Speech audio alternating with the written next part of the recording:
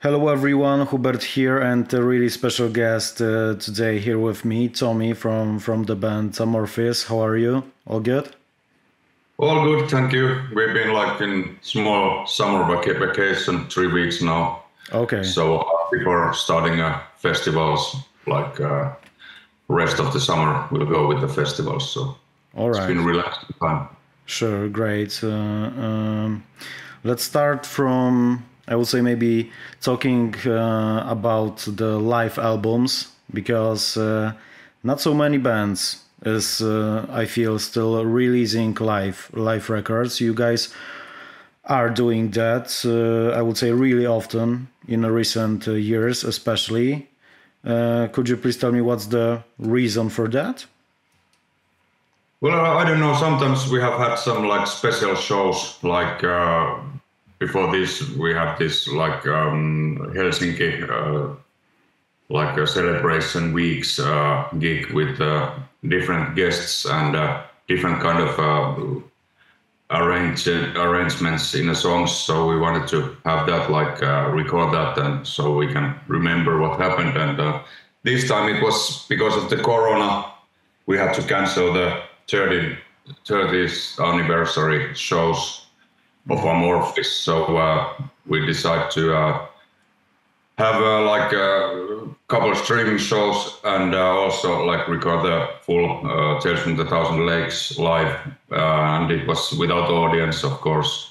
At the time, there wasn't allowed to be any audience. So it was just an idea, and now it's gonna be out. But it was, I think we recorded it in like 3 years ago already. Okay. Yeah, I have to say I'm personally a fan of live performances captured, in this professional audio or video form, and I always liked these releases. But why do you think the live albums are maybe not so popular as were some years ago?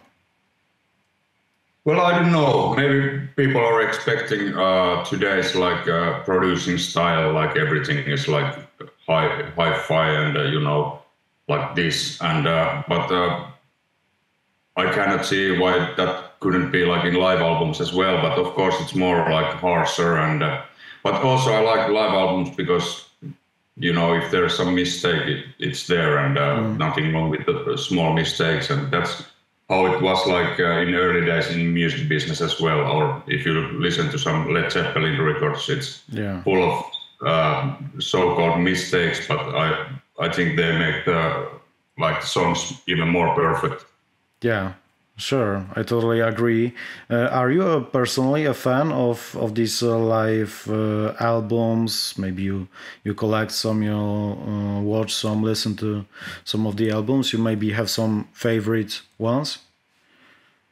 Well, I haven't checked that much out lately, but of course, like all-time favorites are like Kiss Alive 2 and Iron Maiden's Life After Death. Those were like, when I was a kid, they were like made a huge impact. Of course, there were some added audience, especially in Kiss Alive 2 album, but it just made it like so much bigger. Yeah, sure. Tales from the Thousand Lakes live at Tavastia will be out on July 12th. And yeah, it was recorded at Tavastia Club, which of course reminds me of my favorite bands ever. As you can probably see by my t-shirt, it's him. Unfortunately, I haven't been there yet at Tavastia, but please tell me more about this legendary venue in Helsinki, especially for rock and metal bands. Do you have some memories with that? Maybe you were attending the concerts when you were young, in the 80s, 90s, something like that? Yeah, of course, that is most legendary clubs in Helsinki, and maybe in Finland even as well. So yeah, I remember. I think my it was different name, but my like parents met there, I guess, before me already when it was called Hämeentalo or something. And when I was like 16, I went in with the fake IDs to see some bands already. And I think we played with Amorphis like as early 90s. I think we were supporting Monster Magnet there. That was one of the first times. But after that, we have played there like 40 times. I just checked the website, and yet we haven't played there like in last 10 years or 12 years, like only this special recording show and some like anniversary shows, but still we have played there like 40 times. So it's a very important place, and that was like when we started the band, that was like our dream to someday play in Tavastia. So that was like the huge thing. It's not big thing, big club. It's quite small. It's like 800, but it's perfect to that size of bands. So it's that was good decision to make this Tales from the Thousand Lakes live there, especially without the audience. It would be a little bit stupid looking to play in like ice hall or something to empty. So and we have actually recorded some videos like from the 90s, like when Electric came out, we did was it Against Widows and some other videos we shoot in Tavastia as well. Sure. Yeah, but you played also in Helsinki Ice Hall in I think 2021, right? But I think it was released only in audio form as the album. How was that to play at the really big arena in your hometown? I mean, the biggest bands in the world are if they're playing in Helsinki, they are playing right there in Helsinki Ice Hall. Yeah, it was great because my first concert, Deep Purple, I don't know, was it 86 or something, was there, and after that I've seen a lot of bands there, like 88 was Metallica, Justice for All, and all those like huge gigs I've been there. So of course that was as well felt good to play like, and it was that was good experience. We have played there now a couple of times, but it still feels like very, very nice. Of course, it's good memories. Sure. How many people attended that concert? Because I'm not sure if it's like 5,000 people hall or 8,000. I'm not sure. I think it's like 8,000, but it wasn't the full capacity. It was like a black box. They made it. It was like, I don't know, maybe 4,000, 5,000. Okay. What are your thoughts about the album Tales from the Thousand Lakes after 30 years since it was released? Well, of course, it's very important album for us because that was like our breakthrough album, and it defined as well like our future, our future style, like still having the same kind of elements like folkish melodies and still having like crawling and clean vocals, and just that like gave us like our own unique thing in a way. But of course, if you listen to the album, you can hear it's not like recorded in this century, of course, obviously.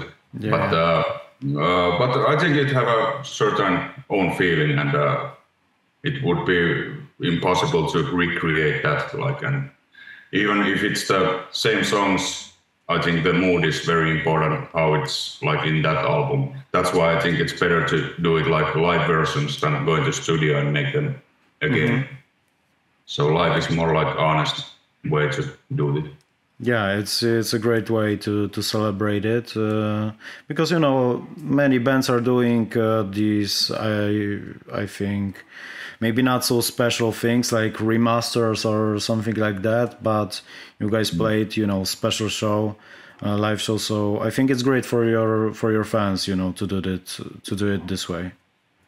Yeah, I think so too, because it would have been nice to do some anniversary shows as well. But because of the schedule, we have like a lot of shows to do for this year, and then we're going to studio end of the year. So that's not possible. So even that is like we can give at least. Yeah, I think you guys have planned a co-headline tour with Dark Tranquility this year in America. Are you guys friends with the band, with Mikael and the rest of the group? Yeah, we are. We have done like a couple tours, one in the US and I think one in Europe already together. Mm-hmm. So we are very good friends, and yeah, it will be nice to do it with them again. Sure. You like touring in America, or maybe you prefer to tour the Europe more? Well, I don't know. Where the shows are like the same, I guess. In US, I think the distances are a little bit longer between the venues, but and of course in Europe, I think we have a little bit better conditions because we have more own stuff with us, and in States we have to rent a lot more stuff, of course, because it's a sea between us, so yeah. It's not easy to transport stuff. But basically, it's the same, I guess. We have a very good crew, and they make sure every night is going to be like perfect conditions to us to play. So yeah, sure. Your album covers have been really, I would say, maybe consistent in the last few years. Also, the album cover for Tales from the Thousand Lakes was totally different, but really, really beautiful. I totally, love it to just look at this cover maybe. But is the cover art something really important for you when you guys are doing music? You think a lot about how to pack it in the graphic way? Well, yeah, of course it's very important, but I think Esa is most of us like involved with that, because Esa can draw himself like very good, and he has a good eye for that. So he's more involved here, just like seeing that like some sketches, like okay, this is good or not. But yeah, but it's important, of course, especially nowadays when people don't buy that much physical albums. And I remember when I was a kid, of course, I'd like to like all the album and check all the details and stuff like that. So yeah, it is important. But of course, music is most important. But it comes step. Yeah, I think it's great that people are buying a lot of actually these vinyls, because some years ago I wouldn't say. And there will be, this big comeback of the vinyls and releasing it in different versions, different colors, something like that. So yeah, it's also great for rock and metal bands, because in the metal world the community is so strong, and these people are just buying these special versions. Yeah, no, I think some of people like buying it anyway, like supporting the bands, because I mean I've done the same. I buy some vinyl, but I end up to listen to it in Spotify because it's handy. Especially on tour, vinyl player with me. Yeah, sure. So are you listening music only on Spotify these days, or maybe you collect some vinyls? You have some in your home? Yeah, I don't have CD player anymore, but I have a vinyl player, and in my home and cabin as well. So I do listen some vinyls with straight from vinyl, but mostly I have to say it's on Spotify nowadays. But it's because I have headphones and I'm listening music more when I'm like going somewhere, or I mean, doing something else than being at home. But when I'm at home, I will put the vinyl. Okay, sure. And mostly it's old classics, because yeah. Why do you think there are so many great rock and metal bands from Finland? I would even say it's some kind of maybe trademark for your country in the world. These, you know, great rock and metal bands, really a lot of them, you know, even are breaking through in America and countries like that. I don't know. I've been thinking the same, but maybe it's nothing else to do here, winter time. I don't know. But that's true.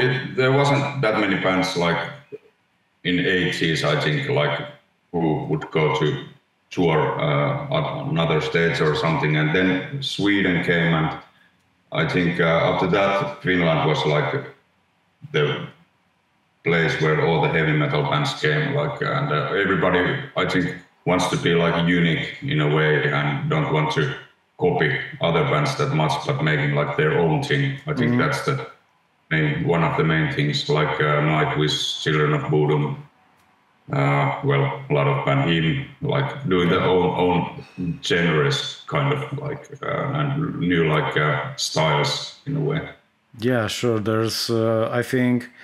It's some kind of very specific melancholy, great melodies, big choruses, and really specific sound in these Finnish bands.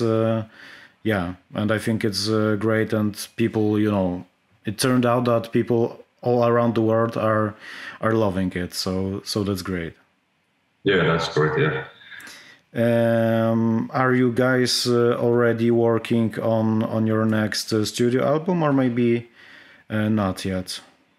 Yes, we are heading to studio end of this year, right after the US tour, and I think we haven't like shared the songs yet, so I haven't heard what other guys have composed. I only know what I've been doing, and so I still don't know what kind of direction it will be, but I think we are starting to share the songs like pretty soon, and then we are deciding like what songs should be in an actual album, and because normally we end up like having 25 or even 30 songs which we have to choose. So and normally we are leaving that to our producer to decide which songs would fit the best, because we have 6 different opinions, of course, so it's not easy.